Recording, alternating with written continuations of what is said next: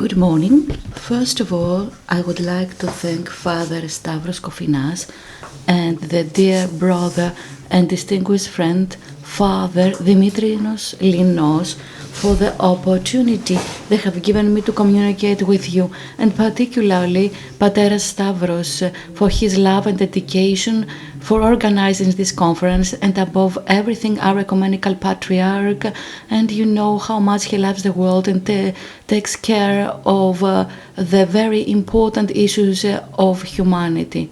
And I have been sharing these loving feelings with the Patriarch for many years. So, Father Demetrios mentioned something of paramount importance for the relation between patients, or rather the way doctors and society at large see patients.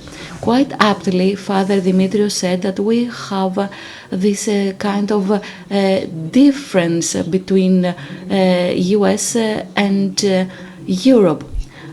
After the prevalence of naturalism in philosophy after the 19th century, we know that the biological dimension of men has been overstressed. Usually this is taught in medical schools, and the spiritual and the psyche part, the soul of men, was downgraded to a large extent. This is not the case in the US, however. The existence of God is very important. Yesterday we heard Mr. Steele, who said that he said there is a principle in the US: we serve God and our country. The history of the relation to God in the US with medicine goes back to 1990 about, as Father Demetrios aptly said. How? There was an observation made in the USLA hospital in the US. They observed in the eye, nose, throat clinic the practical people, you know how pragmatists Americans are, and they see that some patients healed and became well, very well. They gave them a questionnaire, and what was common was their faith in something different. They prayed, they meditated, and actually what was of help of them was this dialecting between natural and supernatural. And actually we had this announcement in 1993 in a world conference, and actually physicians, medical doctors ask other doctors to ask their patients to pray. So this was the beginning of spiritual support in oncology first. This has to do with terminal stage patients in the form of palliative therapy. Palliative therapy we call it, but we're now using a different form, a different term too, because you know some forms of cancer are chronic. For example, pancreas cancer. We were talking about this yesterday with our distinguished colleagues, like cholangioma, and there are some forms of melanoma for which medication can turn them into a chronic disease. Back in 1990, patients would die between 1 or 2 years. Today's patients, and personally I see patients for 19 or 20 years, they are treated and they just come for clinical examination. Now, what is spirituality? I have to have a look at my watch because I don't want it to take too long. Spirituality is not that just the relation to God. Spirituality is the way in which human beings experience their relation to the world. So part of it is the relation with God, but also the cultural background, the way they relate to the world, ecology, choices, particularities, sexual orientation too. And I say so because there are some oncological patients that were treated badly in the past, which led to psychological problems. And of course, they need psychiatric care. So in this case, we ask our psychiatrists to come in. So this relation to God has two parts, I would say, roughly speaking. I'm not going to get into particularities, and we still have to leave some time for discussion. So we have religiosity. This is the practices of the patient and his relatives, that is religious practices in the community, religious community, and spirituality. Spirituality is intense immersion to the person within, that is this quest for the meaning of life. Initially, oncological patients, well, they have to go four stages. It's the stage of nosoagnosia. That is, we tell them that they have cancer and they pretend that this is not the case. Personally, I had a radiology professor as a patient,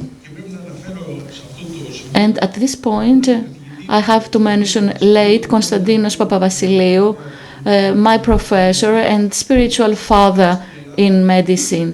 Back in 1990, he brought a palliative therapy then in Arrheteon. Today, I work at Arrheteon and at the Athens University too. So in 1990, Mr. Papavasiliou, my professor, created a unit for palliative therapy, trying to offer holistic support to patients because he knew what was happening. He was coming from the US, from that reality. So patients have to go this first stage. They cannot recognize their disease. There was a radiology, my patient. He would see metastases on the CT. He would see them himself, and he was a radiologist. You know what happened? I had a stroke despite having cancer. But you know that if you have a stroke, you cannot be standing, discussing and drinking coffee. There was full denial of the disease. The disease was non-existent for him. Second stage, the stage of depression. This is the most difficult one. There are not many things we could do. Sometimes we have to ask our psychiatrists to intervene and maybe with medication to help the patient. And then we have the acceptance stage. I think that the Church has many things to offer, because in this stage the patient forms a concept about his disease to be able to accept it. And then in the final stage there is full acceptance of the reality, and they fight together with the doctors for their treatment. Now, there is a question.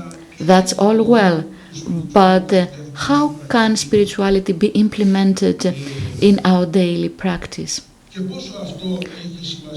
And why is this important? The truth is that spirituality,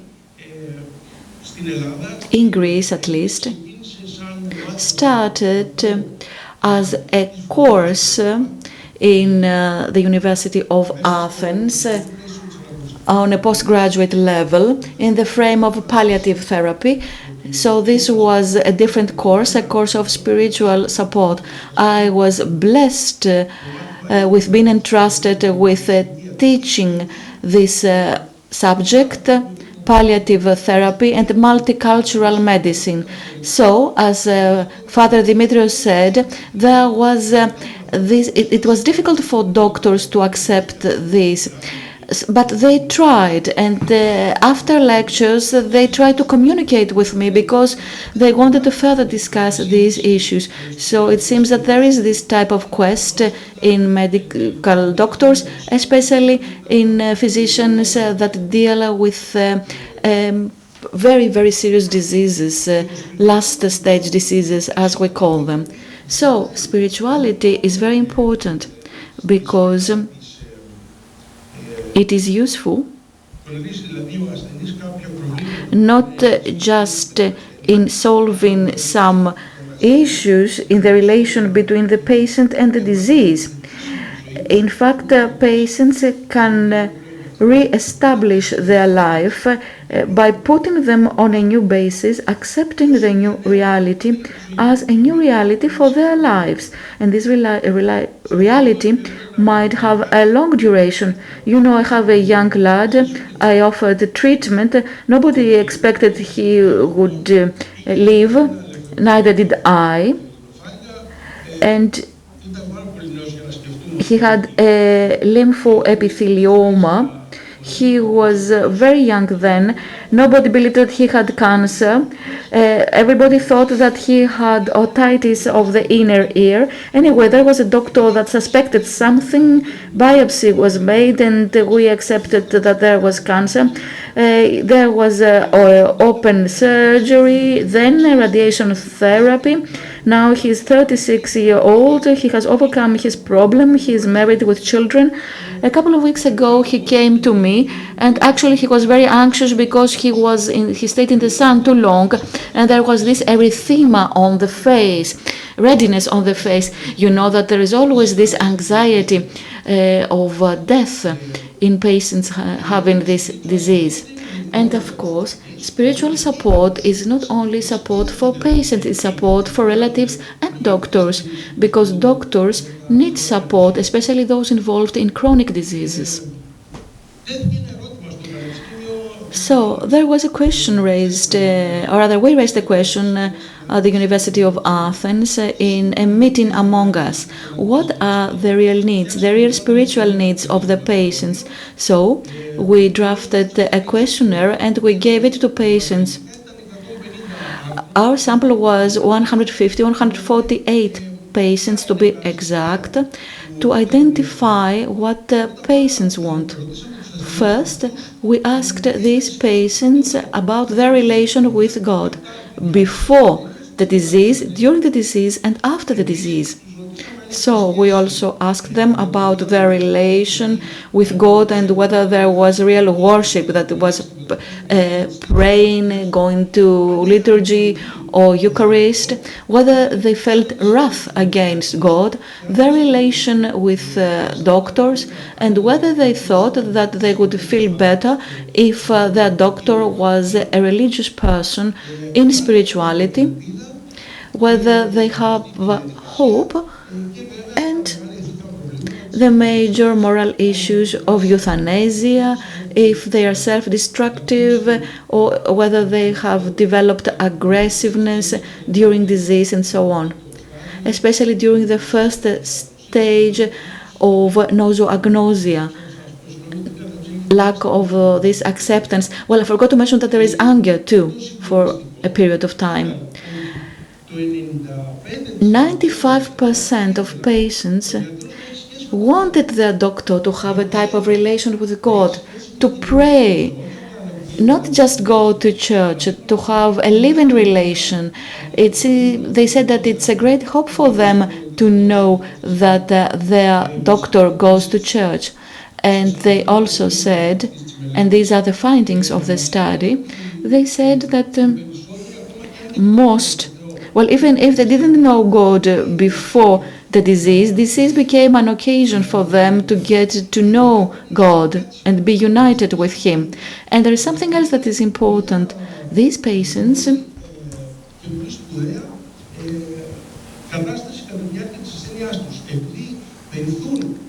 go through mourning because they know that there is grief, they're going to lose their lives. Before losing their lives, sometimes they are cut off from the family environment and they have connections with the staff in the hospital, so they understand separation because of the probable death, and they have connections with the staff. Actually, we say that's as if you get married to them. You keep seeing them all the time. They call you. You are the reference person for them. And I have only 3 minutes left. These patients, this is very, very important, is their anger against God for what happened to them. 99.9%, even those that doubted the existence of God, there are no atheists. I believe that there are people that just show disbelief. So they said that there is no anger against God. They just thought that what happened was a pure biological process. It could happen to everybody. And that was all. And nobody wanted their lives to end. Only one person who was an atheist said that, okay, indeed, he had euthanasia. He wished for euthanasia. The other 147 said no. They hope, they trust medicine. They just hope that God. And sometimes they said, you know, the God you believe in. Okay, he will give us something through your belief. So they have hope, and they don't want their lives to end. And there were not many cases of a tendency for self-harm or being aggressive against others.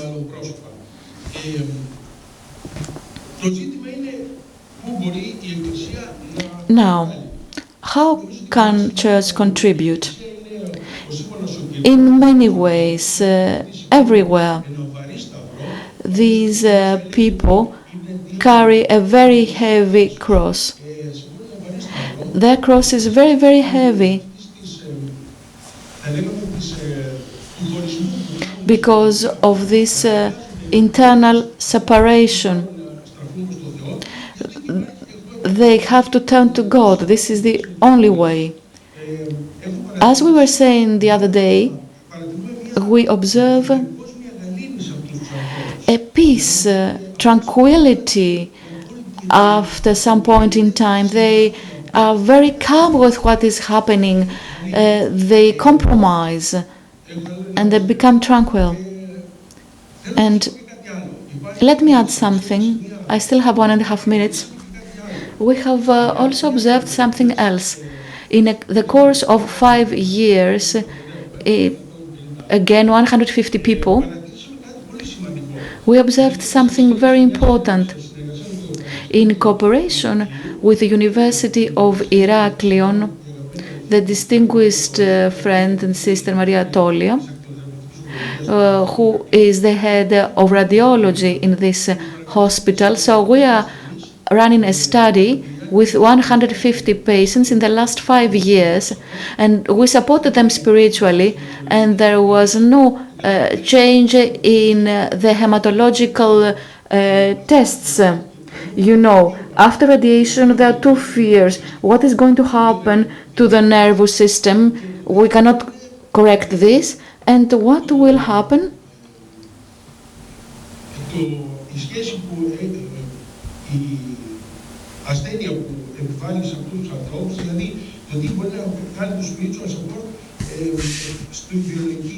And what spiritual support could offer them, biologically speaking, because, you know, white cells, red blood cells are diminished and distracted with this type of therapy. But we observed that their situation was kind of stable. I don't know whether this was because of grace or their need to live, activating defense mechanisms. But anyway, what is underway now is a study based on blood tests to see whether spiritual support is of help, whether there is a biological dimension too involved.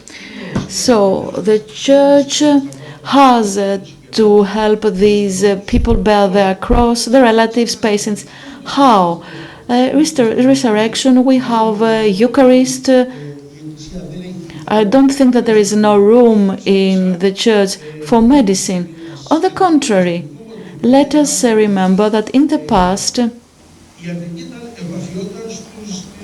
medicine was performed by priests. And indeed, Christ said to the lepers, "Go to the priest first and come to me later." In the 19th century, from the 19th century on, we had this viewpoint that priests are not necessary. Now it's high time for priests, for the clergy, to come back to the care of the patients, always in cooperation with medical doctors, to improve the quality of lives of patients, but also for the miracle called life. I still have a minute, I think, and anyway, you are my family in the last 2 days, and I have to confess something. Your sweet faces will always be in my mind and heart. Father Demetrios, Father Stavros, we are going to meet in Athens, I believe, too. And by way of a confession, I would like to say something.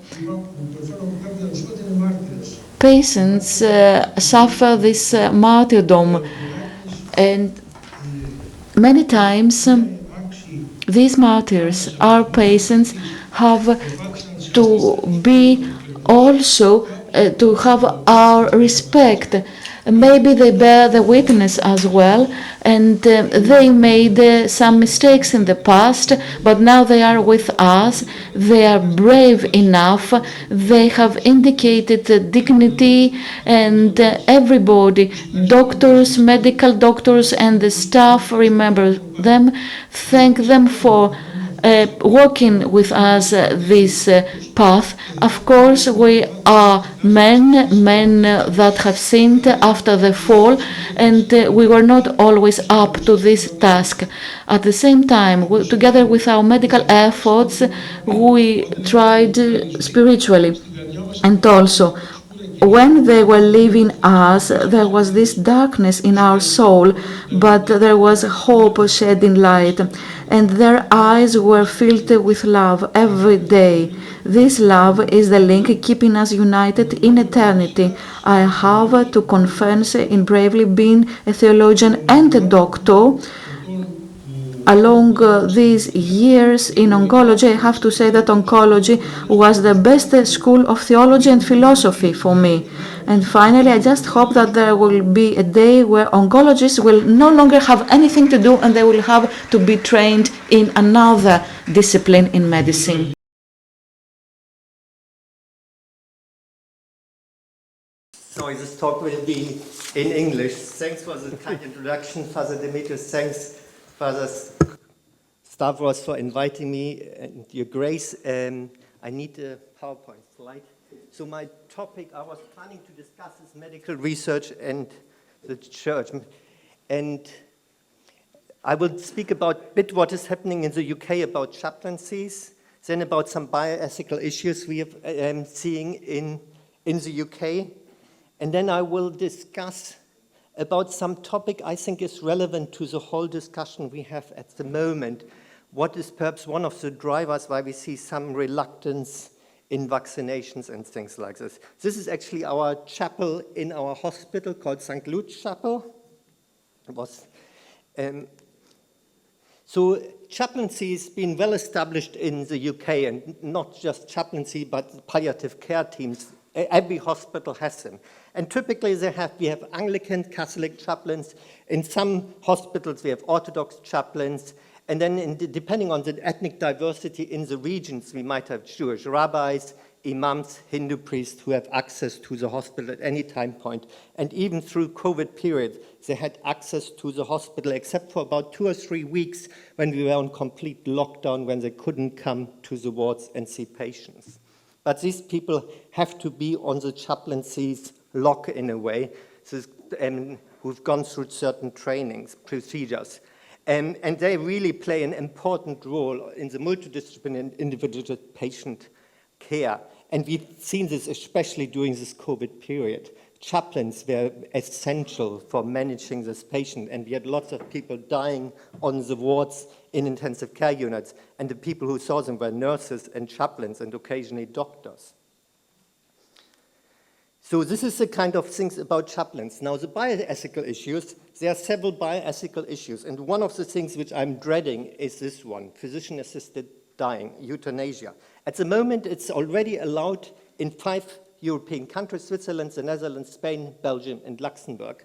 And then it's also allowed in Canada, Colombia, Australia, New Zealand, and some US states. Currently, it's still illegal in the UK, but there is a strong movement to get it approved. And so the British Medical Association sent out a survey to all the 120 medical doctors, and 30,000 replied to it. And based on their reply, they changed their stance in September 21 from being opposed to euthanasia. They now have a neutral stance. And the reason why they did this, when they did this survey, they asked two questions. One question was, would you, as a doctor, support a change in law that doctors should be allowed to prescribe drugs which then the patients can take to die? And 50% of doctors said yes, they support a change in law. And 39 opposed it. And then the second question was, would you change the law that doctors can actually actively give the drugs to kill a patient so that he can die? And this was slightly, there was 30% who supported it, 23% had a neutral stance, so the majority were either neutral or supportive, and 40% were opposed. And obviously, prescribing a drug so that the patient who is still fit enough can take it is one step below, whilst giving it, it's actively meaning killing someone, and it's actually against the Hippocratic oath. So that's the one thing we need to be. But because the change has been now to neutral, it will go through the House of Lords and then the Parliament, and it's likely that in the next few years, euthanasia will be approved in the UK. So what are the other ethical issues? Frozen embryos. There's lots of frozen embryos which were created doing in vitro fertilization. And when you go through in vitro fertilization, you actually don't just create one or two embryos, you create many of them. And then you select the ones you think are the best likely to be successful, and you only implant two of them. But then the rest you store at minus 150 degrees. The problem is, what do you do with these fetuses which are stored, and the parents now had successful pregnancies? What do you do with them? Do you just keep them in eternity? What do you do with them? Is this life? I don't think we have any issues on this. What do you do with aborted tissue? Are you allowed to do research to understand organ development in humans? You can obviously look at organ development in mice and in apes, but it's not like humans. Are you allowed to use aborted tissue to do research on these ones? And this is ethical questions. In the US, it's not allowed. In the UK, it is allowed to do so. And in some other countries in Europe. So the rate of abortions is not going down, and it's very high. This is in the UK. Typically, it runs around 190 to 200,000 abortions per year.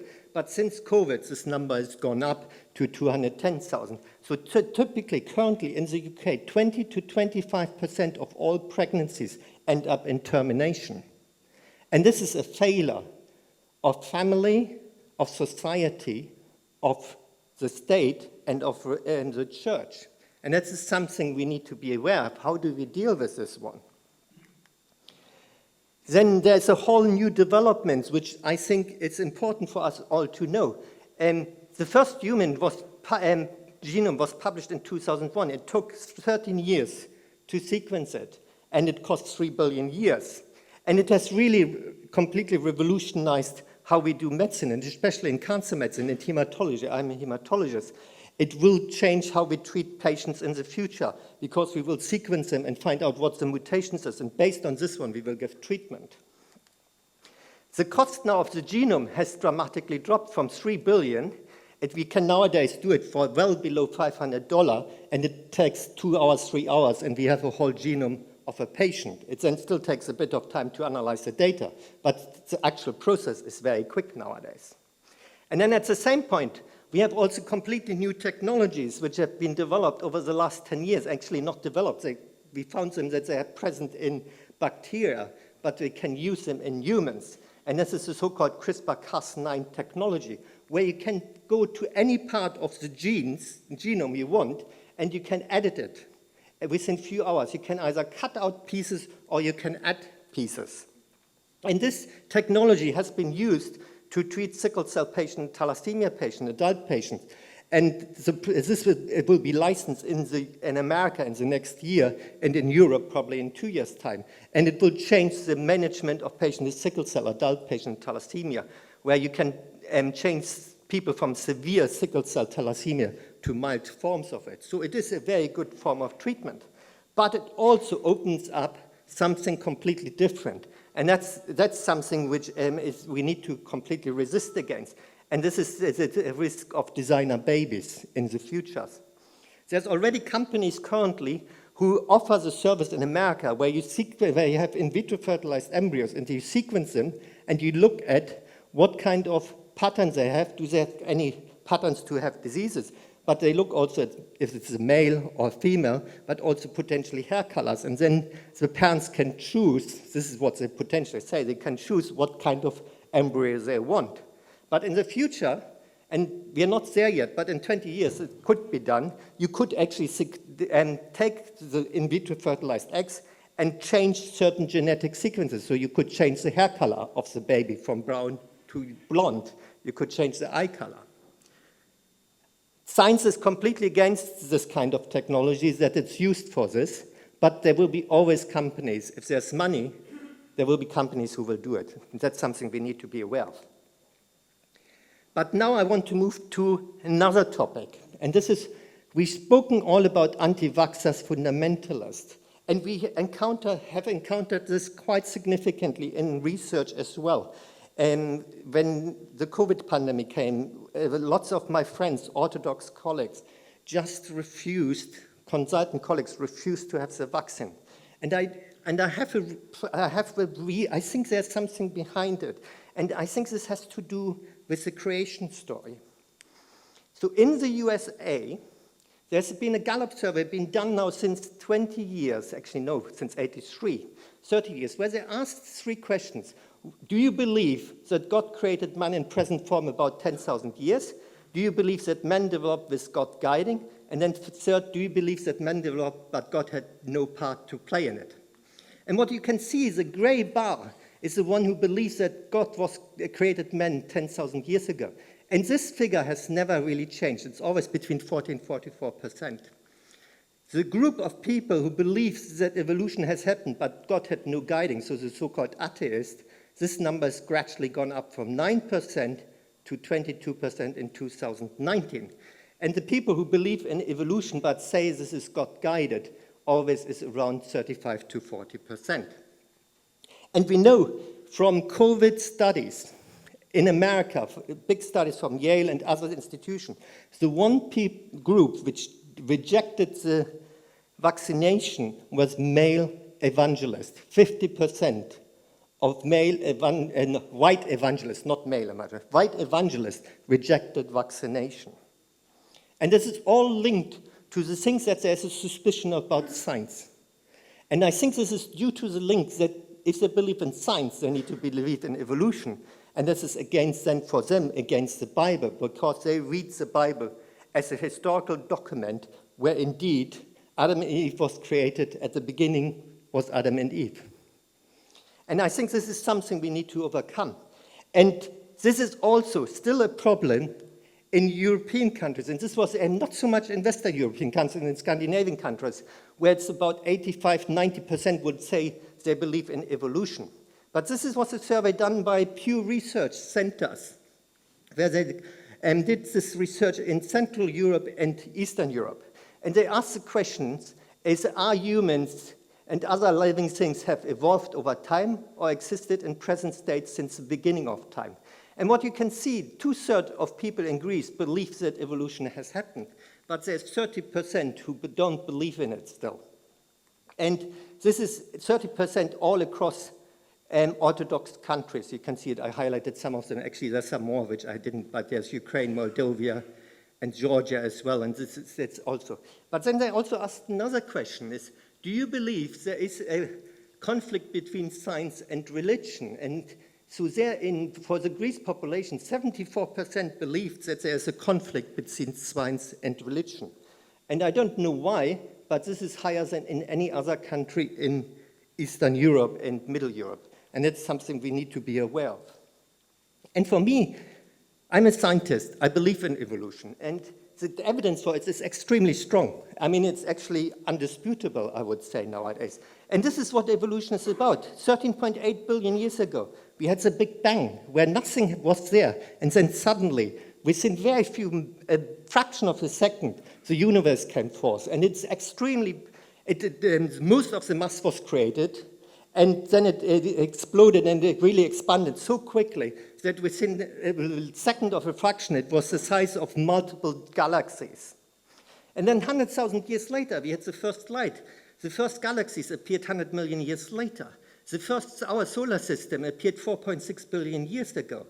Then the first RNA structures, bacterial structures, were about 3.7 billion years ago, which then gradually formed DNA structure. And then the first multicellular organism appeared about 800 million years ago. The first Homo sapiens species, not Homo sapiens, Homo sapiens, Homo habilis, appeared about 2 million years ago, which then actually, and then out of this Homo erectus evolved, which then moved to Europe. And then we have the first Homo sapiens species appearing about 200,000 years ago. But for me, this is all guided by God. God would have implanted all the laws into here at the beginning of the Big Bang, knowing what would happen. And God is eternal. For him, time is nothing. He would know that 14 billion years later, humans would appear. And there is actually, scientists have done a calculation, how likely was it that our universe developed as it is, even started to exist as it is? Because there was quite a lot of things which had to happen in the first few seconds of the development, the so-called low entropy grand unifying theory. I can't get into it because it's too complex. But the chance of this happening has been calculated to be around 1 in 10 to the power of 124.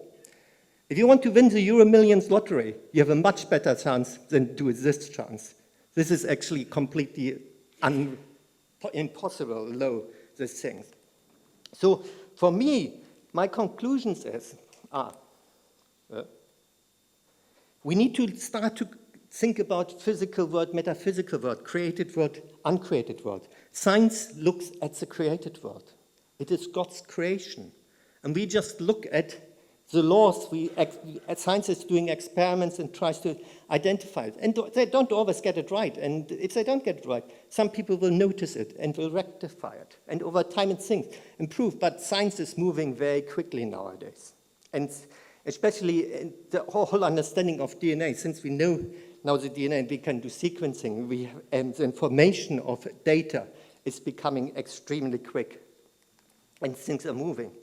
So we need to overcome this discussion, science versus pseudoscience, fake news. And I think this is something where we need to be in support from a church of science, because, and then this was unfortunate. I think there were some bishops and some people in certain areas in the Orthodox and evangelical world who supported pseudoscience, and this creates then fake news and actually is divisive.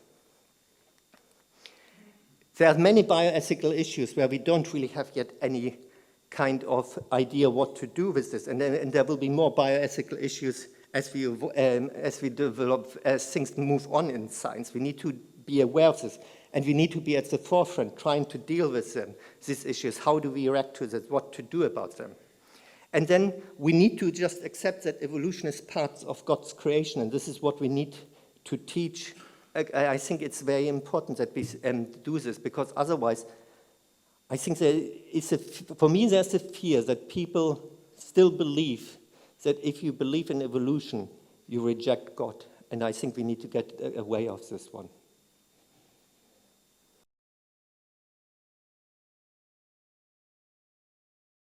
Thank you very much, Reverend. Your Eminences, Reverend Fathers, I would like to thank His Eminence the Metropolitan of Rhodes for the invitation to come to Rhodes. It's my first time here. And to Father Stavros, I convey to you the greetings of our abbess and let me launch directly. The presence of doctors who come from the church setting, clergymen and monastics, is reasonable to evoke a multitude of feelings and reactions to people who are in need of a physician and come to the hospital. The personality of each patient, the chronicity of their condition, the intensity of the pain and the level of urgency, the familiarity with the hospital environment, as well as the familiarity with the raso, the cassock, are only a few of the factors at play which shape the attitude of a person who, when going to a hospital with a problem that he or she faces, meets a doctor with two robes, a black and a white one. I am blessed to belong to the sisterhood of the monastery of Chrysopii, with the blessing and urging of our Gerontissa, and encouraged by the sisters, I studied medicine, while already being at the monastery, which I now practice as my diaconima at the local hospital in Hania, Crete. That is why, and let me mention that we have two fathers who are specializing in general medicine, Fathers Chrysanthos and Lucas. Father Chrysanthos is with us today, here. That is why I have no difficulty in working at the hospital, since the decision was of the sisterhood, which, with much joy and without taking into account any sacrifices, support me in this diaconia. The General Hospital of Hania, where I worked from 2014, starting with the first 5 years of residence in internal medicine, is built on the site of the old monastic dependency that used to belong to our monastery. During the COVID-19 pandemic, by the decision of the Regional Health Authority of Crete, for 2 years I was transferred to the General Hospital in Rethymno, in the neighboring prefecture. From the beginning of this year, I'm back at the Hania Hospital, working as an internist. At the same time, medical care of the large sisterhood and all those who turn to the monastery and are in need of such help is my monastic diaconima. My experience may not span over many years, but the amount of the patients I have had during that time is not small, and the circumstances I have worked in have varied considerably.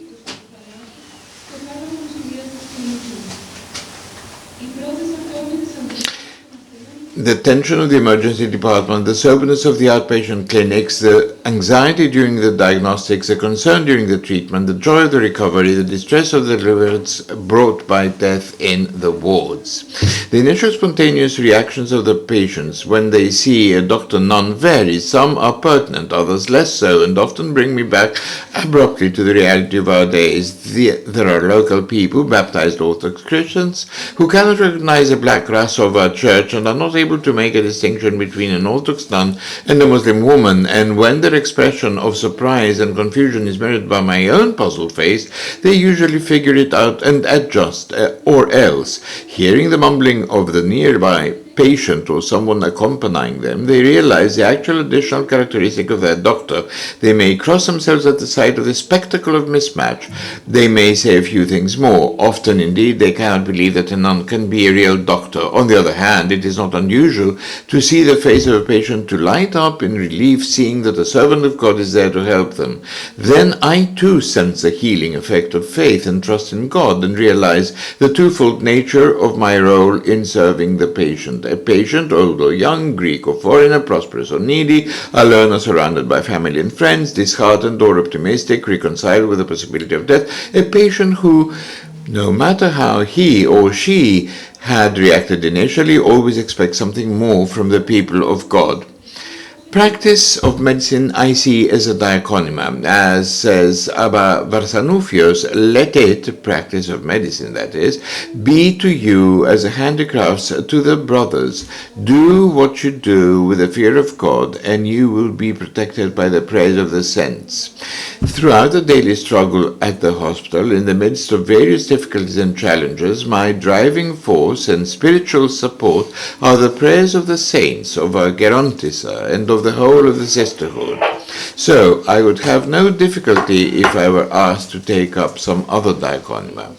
The prevailing secularity is not an obstacle in any way for the clergymen and the monastics who work as healthcare professionals whose presence at the hospital ideally serves as a witness of faith. The lack of contemporary pastoral care at the hospitals unavoidably creates a need for its substitution. This, however, is not always feasible in the specific conditions of a contemporary hospital, and especially in the conditions brought by the pandemic when the restrictions in the healthcare environment became very strict. At the same time, as the late Father Demetrios Avgustidis points out, and I'm so happy to hear that a whole session was dedicated to him. He was linked to our monastery too. Adequate theological education, Father Demetrios was saying, and special training are required, as well as awareness of the problems that the diaconia at a specific institution entails, like, for example, at a contemporary hospital. There is a need for tracing out a contemporary pastoral care framework for medical institutions, one that will be rooted in the theology of the tradition of the Orthodox Church. In either case, however, the presence of a doctor has a singular importance for the patient, who many times sees him or her as their savior. From a single smile or look of the doctor or a patient can draw strength and courage, whereas a single flinch or another gesture can break them down. How many times, while showing their injury and describing their pain and the problem, patients also anticipate help in their struggle with existential questions that inevitably occur: the meaning of life and death, the existence of God and the possibilities of His intervention, the remorse of the desires, the feelings and thoughts that arise in the unwelcoming hospital ward, away from the familiarity of daily life and the loved ones. How many times time pressure compels us doctors to bypass the patient's need for a conversation about the hereafter so that we can attend to our standard medical work. Gerontisa and the sisters often visit the patients at the hospital, and many times I see how their visit is more beneficial than any scientific intervention. A hospital is a spring of healings, a spring that, through prayer, gushes from every monastery, church, chapel, or wayside proskinitarian. Saint Porphyrius, a contemporary saint of our church, had desired greatly to work at a healthcare institution. His desire was fulfilled in 1940 when he was appointed the chaplain at the Church of the Athens Polyclinic in Omonia. He lived there for 33 years, blessed years, devoted to the sick and to suffering. In his words, he was not a doctor of medicine, but he healed the soul and the body of those who turned to him.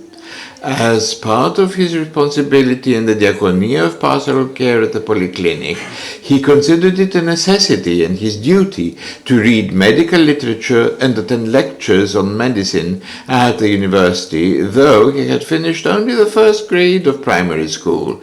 He was the one who said, "God himself works through the doctors." In today's secularized world and in its pervasive spirit of syncretism, an active witness of the Church in the key positions at the hospital could accomplish a missionary work of high spiritual responsibility and become the reason for awakening of consciousness. The pain of an illness and the desire for healing open up rifts in the worldliness of the contemporary man, and through the openings create simply and gently the grace of God can enter in. In this way, the initial attitude of mistrust the patients or the people who accompany them have towards a clergyman or a monastic wearing a doctor's robe can be turned into an opportunity for redemption. Thank you.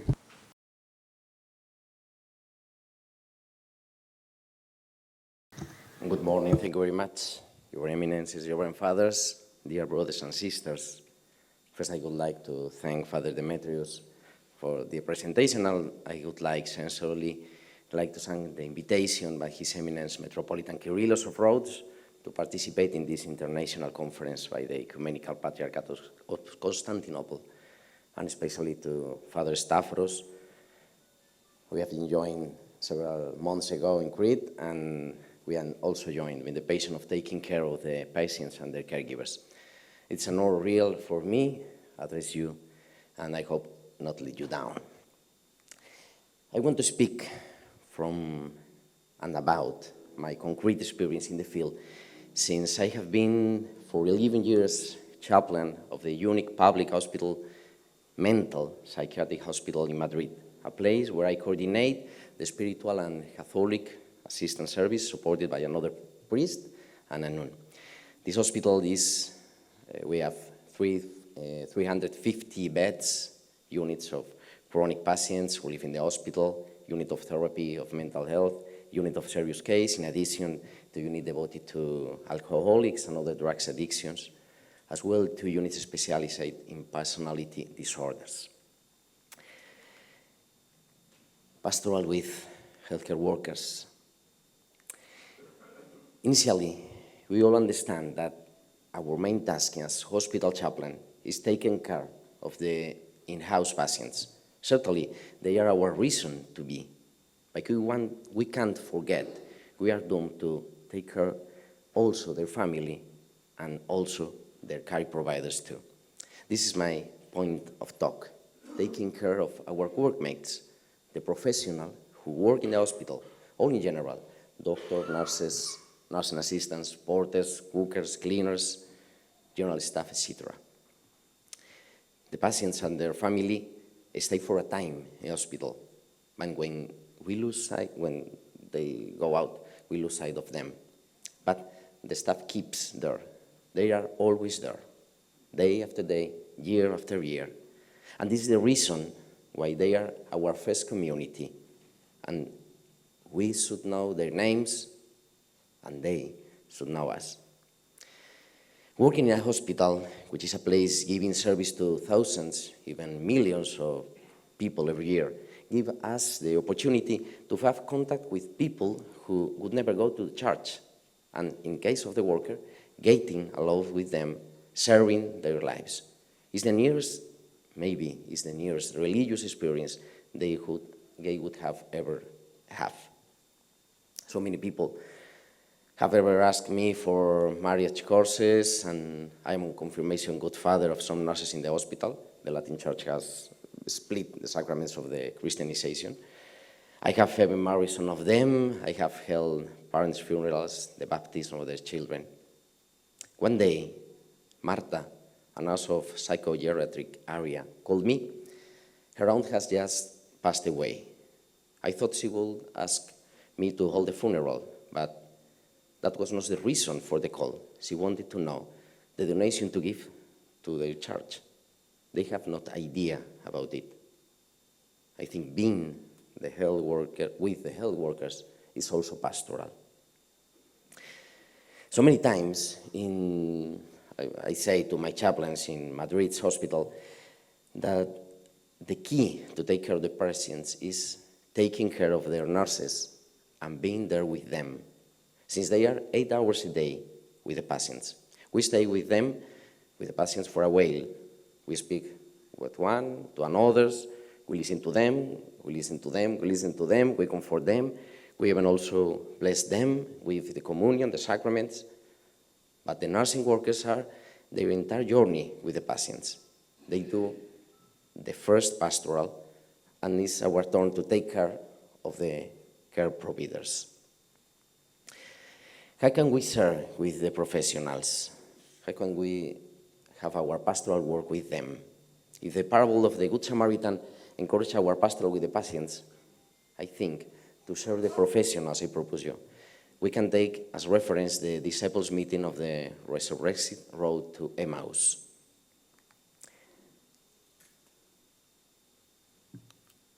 It's a question of meeting the staff I change. How? In the staff buffet, in the mediator area, in the nursing controlling area, being there, getting closer and walk together, being team. So some interest in what is going on at work and in the personal field. Sometimes it is not just with being aware and paying your attention to them. Once, I remember some years ago, I asked Victoria, a nurse studying medicine, "How are you?" And she told me. She started crying and she told me her life. Be there. stay in the hospital, keep in there. I will repeat it later with the patients. But it's essential, this must be feeling part of the team and considering our work with patients liberation, not a charge. It is said that spiritual support is an essential part in the patient's recovery, so let it be. If our supporting to the patient is for their wellness, consequently, it will be for the workers too. One day, I was called for the nursing area. Can you come and give the pills to Gregoria? Sorry? Yes, she says the pills are poisoned and she will only take them if you are the person who gives them and bless them. We don't want to force her. Can you come upstairs, please? Then I go upstairs, I bless the pills, I gave her. I think this is also supporting spirituality to the professionals.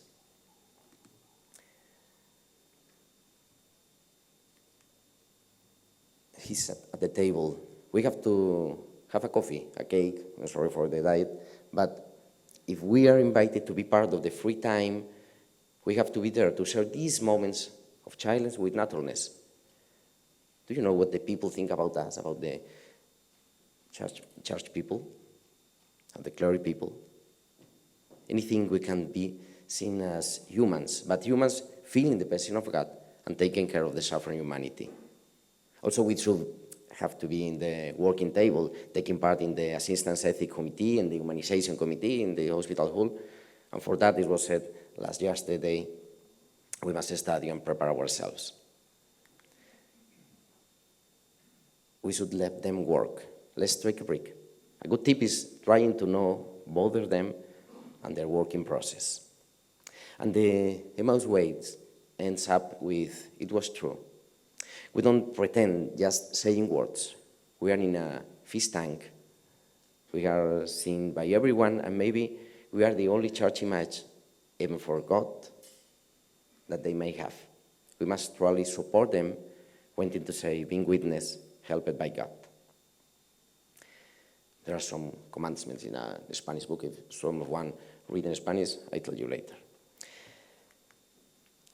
This is my talk is referred to professionals, but Father Stavros told me also to share briefly some of my pastoral with in-house patients in my psychiatric hospital. What do we do?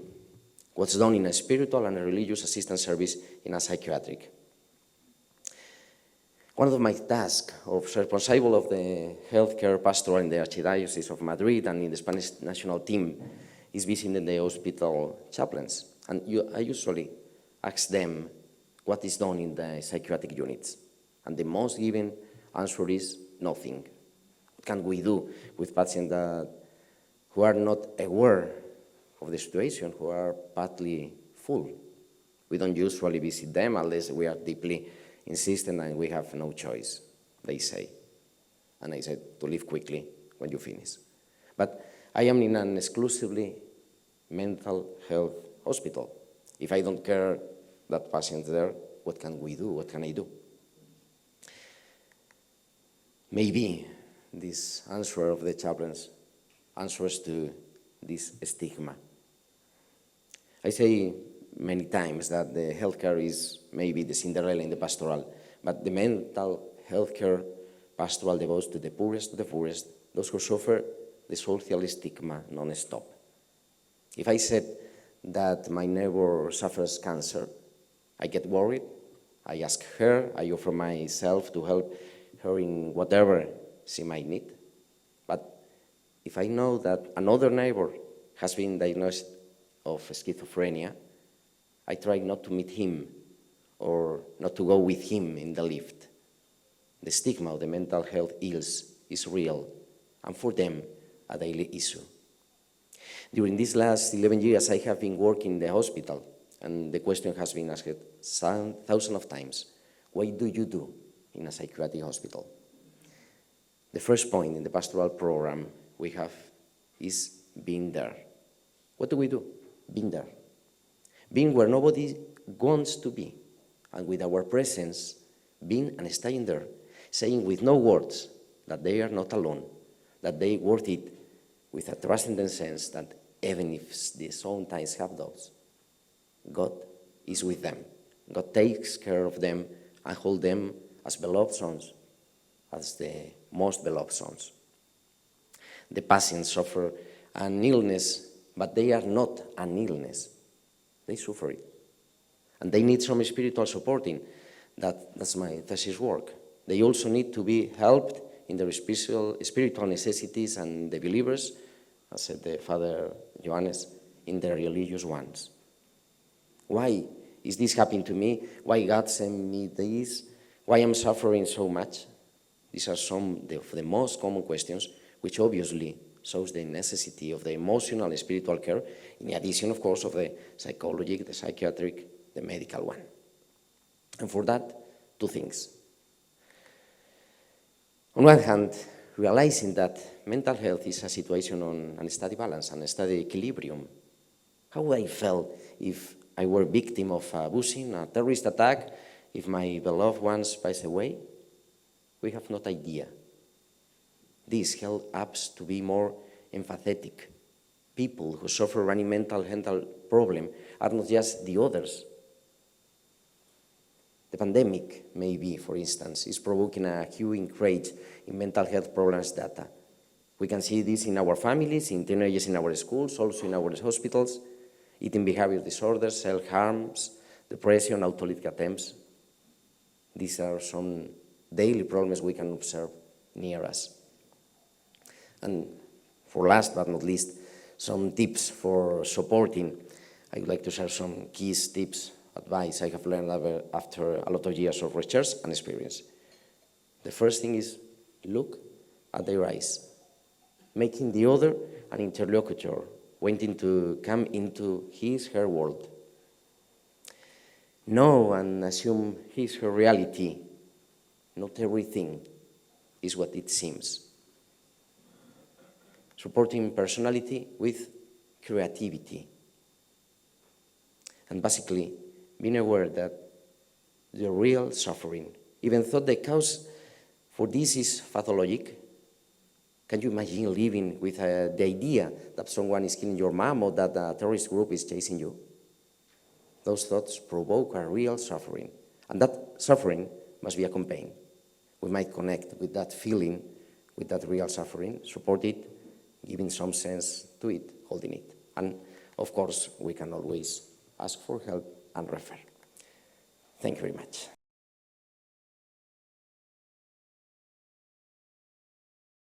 Thank you, Father Demetrios, for your nice words and our cooperation, of course, cooperation with the Academy and our metropolis. And I would also like to thank from the bottom of my heart Father Stavros for giving me the opportunity to be here with you today. I want to share with you my experience from 3 bioethics committees I participate in. One is by the Council of Europe, the other is by the European Churches Committee, and as Vice President of the Bioethics Committee at the Technical University of Crete. Well, most of you might think, and I think, what do I have to do here? Am I not the odd one out?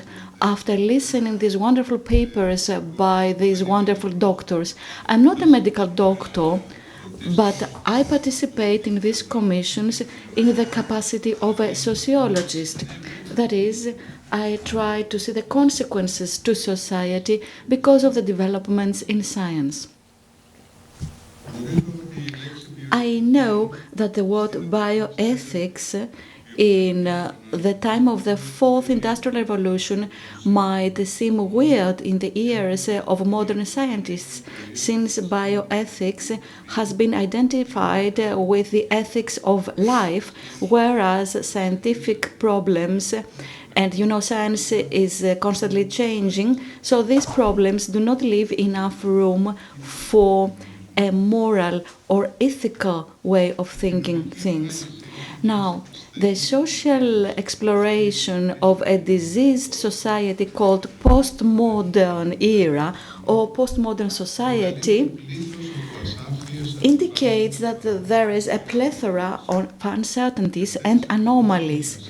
And these uncertainties open up new theological ways and concerns to rethink about the common future of church and science. The first comment has to do with the second part of the title of this conference, taking care of the humanity of tomorrow. In my humble opinion, this is the first time in human history that the society of tomorrow is already formed. The speed of acquiring, exchanging, and disseminating knowledge, and the rapid development in technology, also the rapid development in the massive use of technology, so all this has been dramatically increased. We are, as sociologists say, in the decade of transformation, and postmodernism in our digital era with the new technologies is characterized by uniqueness and singularities. That is, citizens ask for what is single, unique, the singularity and the unique. So, this has an impact on bioethics as well. Moreover, the trend of postmodernism is to be less observant and start justifying, quote unquote, a specific number of transgressions. This is particularly so because of the ethics of individual rights and liberties, where nothing is accepted if going against the individual rights and liberties, and vice versa. Everything can be acceptable if it does not violate human rights. Now, what is bioethics in 2022? It is a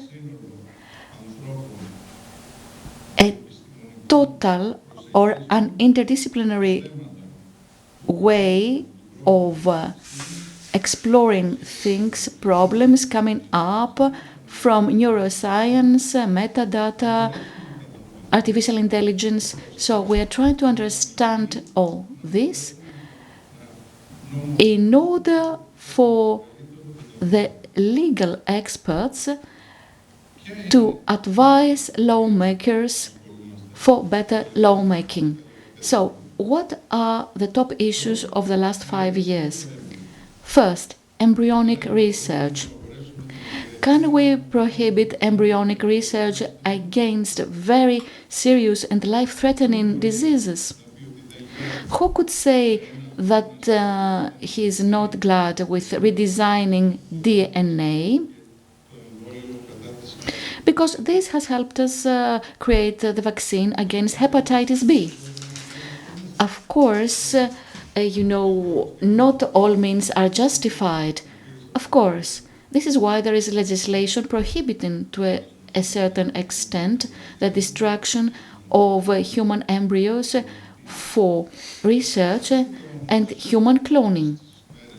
Nowadays, however, there is another term which is called positive eugenics, or in my view, this is a silent way of accepting intervention in embryos. Is this cure, but is this yet another way to avoid having people born with genetical diseases and disabilities? Euthanasia. What happens with positive eugenics happens with positive euthanasia. But legal experts and doctors working in intensive care units have three things in mind as regards euthanasia. First, relieving patients from unbearable pain, the freedom to choose to complete your life the way you think fit, and of course the huge financial burden in intensive care units. But maybe this would be the worst answer as regards life, asking for euthanasia to avoid pain. Does this mean that one wants to die? No. this person does not want to suffer. So if we perform euthanasia to somebody who wants to live without pain, isn't this also an answer saying yes to the will to live? So if death is the answer to the martyrdom of today's men, well, then this is the failure of medicine. Euthanasia. Doesn't this mean that for the young people there is this message that death is the only answer to the tortures of life? Thirdly, testing before giving birth to avoid positive eugenics or euthanasia. Yes, indeed, we can have big data and tests in order to identify possible diseases and do away or correcting specific cases. So in this way, we wouldn't have need of eugenics or euthanasia. But does this create democratic societies? Isn't this the elitist society of the fittest? Post-humanism. Well, we don't know what human means. How can we say post-humanism? But yes, indeed, we have to deal with the issue of post-humanism and the Homo Deus who cannot control his own nature and development to a degree separating him from the biological hypostasis. The notion of meta-human tries to describe the possibly huge consequences of this perspective, and the era of the post-human is the next phase of development of humans, which is not only biological but also engineering, mechanical. We have this mixture between human and machine. Now, genetic engineering, this technology allows us to intervene to the human, and not only the human DNA, as we heard before.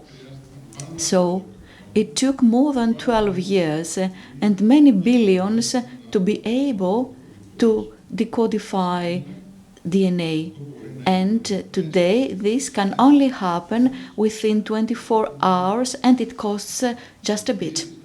And the full DNA analysis is accessible to everybody and affordable, and the data coming out of it could be used for specialized medical care, individualized, customized care. So this is the new era.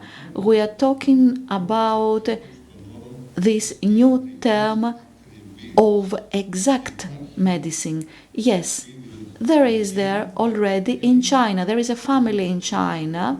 They were carriers, and their babies were genetically predesigned to be not to suffer from AIDS. So it is nothing that it's supposedly going to happen. It is already there, and it's easy to use. Already in Crete, with Mr. Nectarios Tavenarakis, there is a bank for patients with autoimmune diseases, and they do research on this. Finally, something new that came up in the last few days. It has to do with virtual persons being created, or, maybe virtual resurrection. This is this huge effort to create an avatar, a virtual person. That is, there are ways, and the issue of using neuroimaging of all forms to produce copies of deceased persons. And this is a timely and real issue in our days. At the Technical University of Crete work a lot on artificial intelligence, and they have created a new technology of a smart hologram video with AI, allowing somebody to engage in a dialogue with a buried person, a deceased person. And this happened for the first time with a British woman, 87 years old, deceased in Britain. Just imagine how these vulnerable relations, how vulnerable these relations are, relations to an avatar. They are unilateral relations, strongly emotional relations, but there are going to be relations with a representation of a beloved person. But how can we deal with this in the future? Because the whole tradition of the cemetery, all rituals, memorials will no longer be there, because people will no longer need them, because they will be able to talk with their beloveds at home. So, the use of neurotechnologies, technologies of neuroimaging for making copies of people or for bringing people back to life, quote unquote, reduces experiences and information about the neurochemical and neuroelectric activity, and therefore the use of technology has a great impact on a large part of human dignity and human relations. Now, we have this unique technology for unique people. Now, what I understand from my experience on what I briefly described, and these things are real, we keep talking about them and we hear about them always in our meetings. We are talking about societies of improved, quote-unquote, people. So, can we improve people from the moral point of view? Can new technologies create better human beings morally? Is this feasible? And what does this mean? Are there any relevant examples? This could happen with drugs, pharmaceuticals that change behaviors of people. This is something we already do with psychiatric drugs for people that are aggressive. We could make people more compassionate, we could make them want to cooperate better. But in my humble opinion, it is impossible to have this type of improvements and call them ethical or moral. There are great objections there. So why would these improvements be moral or ethical? Results are not enough. Behavior is not enough. So how can we talk about this transfiguration of the world in the orthodox sense of the word? We don't just need the person to agree to this change. They have to be willing, they have to accept it, they have to want it, but this change has to be experienced as his own doing, as his own work. And this is necessary. Coming back to yesterday's discussion with the young people. So the challenge for bioethics today is to harmonize social developments with the sensitivities of the human race as regards morals and ethics and culture. And the condition is to have a documented information, unbiased information. I have to come back to what I said before. We are not in the way to a new society. We're already in this new society. And we should be very, very careful with this term bioethics. Bioethics now is being replaced by biopolitics that All these things we've heard of directly or indirectly can be imposed on people.